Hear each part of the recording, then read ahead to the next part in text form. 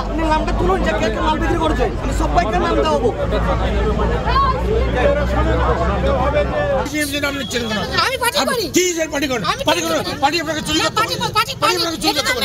সরকারি মাল কিনতে পারেন আপনি?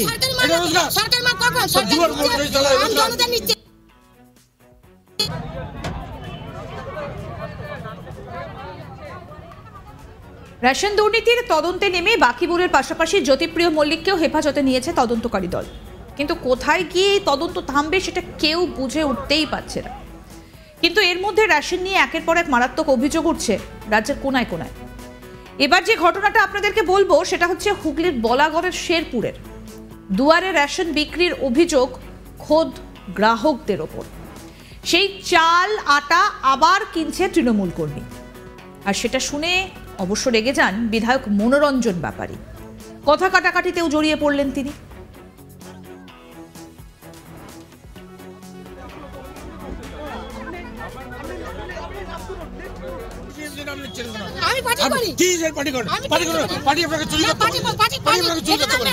সরকারি মাল কিনতে পারেন আপনি?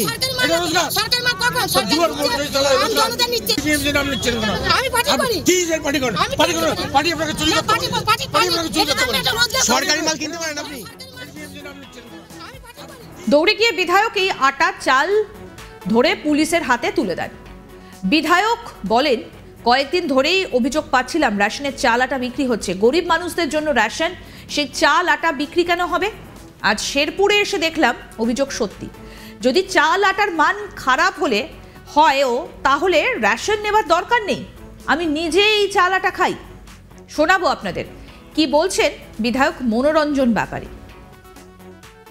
আমাদের দলের কাছে, দলীয় কর্মীদের কাছে দীর্ঘদিন ধরে খবর ছিল যে এখান থেকে রেশন দোকান থেকে মাল পাচার হয়। বহু গরিব মানুষও আমাদের গিয়ে অভিযোগ করেছে আমরা পাই না, অথচ পাচার হচ্ছে। রেশন দোকানের যা অবস্থা, তো আমরা একটু ধরলাম আজকে এসে, রেশন দেওয়া হচ্ছে শুনলাম, খবর পেয়ে এসে ধরলাম। ধরে দেখছি আমরা একটু আসতে লেট করেছিলাম, এর আগে কোনো টোটো বেরিয়ে গেছে কিনা বলতে পারবো না। একটা টোটো বেরোচ্ছিল, ওটাকে দৌড়ে গিয়ে ধরেছি, আর এই সব মাল টোটোতে তুলতে আটকেছি আমরা। কি কি মাল নিয়ে যাচ্ছিল? চাল, আটা, চিনিটা দেয়নি, চিনিটা আছে, চিনিটা ঠিক নিচ্ছে। এখানে মানুষজন বললো যে এটা নাকি যারা স্থানীয় বাসিন্দা, গরিব মানুষ, বহু মানুষ গরিব, তারা পায় না। অনেকেই এসে বলেছে আমরা এখন পাই, বিক্রি করেছে। এবার একদল লোক তুলে বিক্রি করছে, কার কাছ থেকে কিনছে, কার কাছে বেচছে, কিন্তু এই মালটা তো বেচার অধিকার নেই কারো। সরকারি এটা খাওয়ার জন্য সরকার দিচ্ছে। তা তোমার যদি এই মাল নিয়ে এই চাল খাওয়া যাবে না? তুমি কোথাকার যদি তেমন বড় লোক হও, এই চাল খাওয়া যাবে না? আমি তো এই চালে ভাত খাই, এই আটা তো আমি খাই, এই আটা তো আমি খাই, বেচে দিতে হবে। এত বড় লোক তুমি, তাহলে যদি তুমি বড় লোক হও তা নেবে না? একটা গরিব মানুষের রেশন ডিলারের সঙ্গে আপনার কথা হয়েছে? রেশন ডিলারের সঙ্গে কোনো কথা হয়নি। রেশন ডিলারের সঙ্গে পুলিশ বলবে, আইন বলবে। আমার কাজ ছিল ধরে দিয়ে দিয়েছি, হ্যান্ড ওভার করে দিয়েছি সরকারের কাছে। যে মালগুলো ধরা পড়লে এগুলো কি হবে এখন? এখন এগুলো সিজ করে নিয়ে থানায় যাওয়া হবে, তারপরে থানা আইন অনুযায়ী ব্যবস্থা যা নেবার নেবে। বলাগড়ের ডুমুরদহ নিত্যানন্দপুর 2 গ্রাম পঞ্চায়েতের শেরপুর মাঠে চলছিল দুয়ারে রেশন। অভিযোগ, গ্রাহকেরা রেশন তুলে সেখানেই ফরেদের হাতে বিক্রি করে দিচ্ছিলেন। অভিযোগ পেয়ে এলাকা পরিদর্শনে বেরিয়ে হাতে নাতে ধরে ফেলেন বলাগড়ের বিধায়ক মনোরঞ্জন ব্যাপারী। চাল আটা বিক্রি হচ্ছে দেখে পুলিশকে ফোন করেন। বলাগড় থানার পুলিশ এসে কয়েক কুইন্টাল চাল আটা আটক করে লরি করে নিয়ে যায়। অভিযোগ খতিয়ে দেখছে পুলিশ। তবে এই এলাকার মানুষ বলছেন অন্য কথা। তাদের দাবি রেশনের গুণগত মান খারাপ হওয়ায় তা বিক্রি করে দেন তারাই। আবার যারা এই আটা চাল কিনছেন তারাও নিজেদের নির্দোষ বলে দাবি করছেন। একজন এলাকাবাসীর বক্তব্য আপনাদের শোনাবো, কি বলছেন তিনি। সুখদেব মণ্ডল, শুনুন। মাল নিয়েছে, পাবলিকের এখন পয়সার অভাব, সে মালটাকে ডাইরেক্ট বিক্রি করেছে, ঠিক আছে। এবার এই মালটাকে বিক্রি করার একটাই রিজন, ওদের পয়সার দরকার।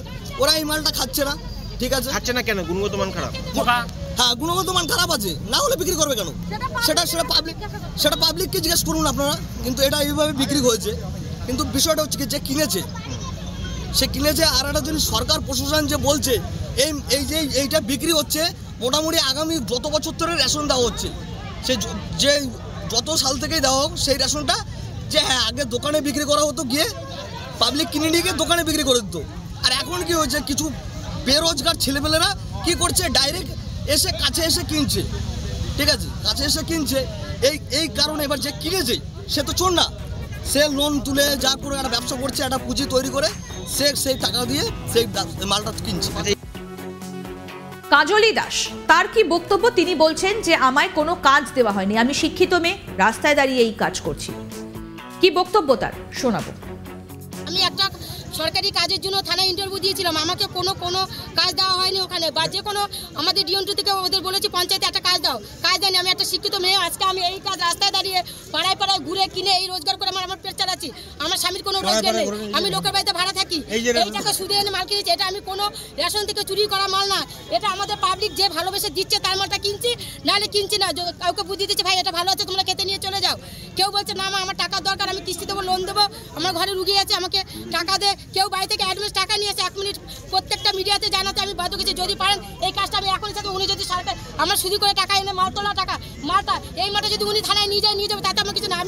আমি নিজে খোদ টিএমসি পার্টি করি, তার জন্য আমার বাচ্চা পর্যন্ত নষ্ট হচ্ছে, এর জন্য আমি শিখে গেছি। আমি টিএমসি করতে কোনো সাহায্য এখন পর্যন্ত পাইনি। রেশন ডিলার বাচ্চু মুখোপাধ্যায় বলছেন দুয়ারে রেশন নেবার পর গ্রাহকেরা কি করছে সেটা তাদের ব্যাপার, দেখি অনেকেই চালাটা বিক্রি করে দেন, এর সঙ্গে আমাদের কোনো সম্পর্ক নেই। শোনাবো রেশন ডিলার বাচ্চু মুখার্জির বক্তব্য। হ্যাঁ আমি জানি, মানে এরা মাল কেনা বেচা করে, আমি অনেক দিন ধরে এদের বারণ করেছি এবং আমাদের যে ফুড ইন্সপেক্টর আছে তারও কথাটা কানে দিয়েছিলাম, কিন্তু প্রশাসনিক লেভেল থেকে কি করেছে জানি না। আমি এদের বারণ করা সত্ত্বেও এরা কোনোদিনই এখান থেকে উঠে যায়নি, কিছু বলতে গেলে গালিগালাজ করে ডিলারকে। আমরা সরকারের নিয়ম মেনে চলি, আমরা এখানে দিতে এসেছি, ওরা কেনা বেচা করছে, আমরা বললেও ওরা কোনো কথা। কিভাবে চলতো এই, ওরা পাবলিক মাল বেচত। কাদেরকে বেচতো? ওই যারা পড়ে আছে এখানে পাবলিক তুলে নিয়ে গিয়ে মাল বেচতো, আমাদের কোনো ফাংশন নেই। সামনেই কিন্তু, হ্যাঁ আপনাদের সামনেই বিক্রি হতো? আমাদের সামনে একটু দূরে টুরে বিক্রি হতো। এখন বলা সত্ত্বেও ওদের বলেছি যে এখানে এসব চলবে না, একটা ডিলার ঠিক করতে এসেছি আমরা, কিন্তু ওরা আমাদের কোনো কথা বলে না, উল্টে গালিগালাজ করে, যার জন্য আমরা নিজেদের মান সম্মান করতে আমরা এইভাবে। বিজেপির তরফ থেকে কি বক্তব্য উঠে আসছে, বিজেপি নেতা সুরেশ সাউ কি বলছেন শুনুন। আজকে শেরপুর মাঠে দুয়ারে সরকার প্রকল্প চলছিল এবং সেখান থেকে বহাল তবিয়াতে রেশন পাস হয়ে যাচ্ছিল ফোরেদের দ্বারা। মানে কোন পর্যায়ে দুর্নীতি গেলে এরকম হয়। আবার সেটা ধরেছে কে, তড়িঘড়ি বিধায়ক মশাই। এবার বিধায়ক মশাই তো স্বচ্ছ, কিন্তু বিধায়ক মশাইয়ের এটা জানা দরকার আছে তৃণমূলটা স্বচ্ছ নয়। সুতরাং বিধায়ক মশাইয়ের সঙ্গে ওইখানে যে তৃণমূলের অন্যান্য নেতৃত্বরা রয়েছে তাদের সঙ্গে একটা গোষ্ঠীকন্দল রয়েছে, তার সুবাদেই এইসব কার্যকলাপ চলছে। এক পক্ষ ওখান থেকে মাল পাস করাচ্ছে, এবার বিধায়ক পক্ষ এবং বিধায়ক নিজে সেগুলো আটকাবার চেষ্টা করছে। কিন্তু এই করে কিছু হবে না, উপর থেকে অর্ডার আসবে, বিধায়ক মশাই আবার যেরকম নর্মাল থাকে সেরকম হয়ে যাবে, দুর্নীতি বলা করে চলতেই থাকবে। সব মিলিয়ে এবার রেশন দুর্নীতির মধ্যে নতুন করে দুর্নীতির অভিযোগ। এই ঘটনা শুধু নাকি হুগলিতে নাকি অন্য কোথাও রয়েছে তা জানতেও তদন্ত শুরু হয়েছে, রেশনের ওপরেও নজর রাখা হচ্ছে।